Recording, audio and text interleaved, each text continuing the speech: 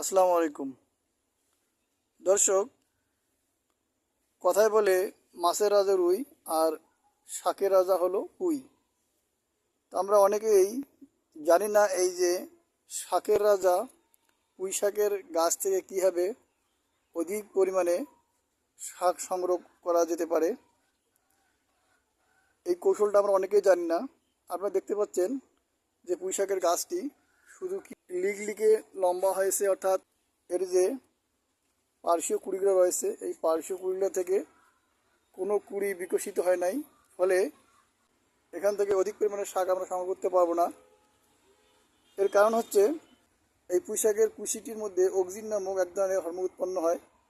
এই হরমোনটি করে কি এখানে উৎপন্ন হয়ে এর পার্শ্বীয় যে কুড়িগুলো রয়েছে এই পার্শ্বীয় কুড়িগুলোর বৃদ্ধি রোধ করে দেয়। আপনারা যদি কি করেন এই মাথাটাকে এই পর্যন্ত ভেঙে দেন তাহলে কিন্তু এই অক্সিন হরমোনটা এখান থেকে বিচ্ছিন্ন হয়ে যাবে।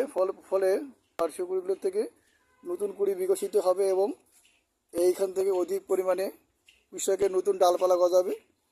ডালপালা গজালে আমরা এখান থেকে অধিক পরিমাণে পুঁইশাক সংগ্রহ করতে পারবো। আশা করি ভিডিওটা আপনাদের উপকারে আসবে। সবাইকে আমার সালাম, আসসালামু আলাইকুম।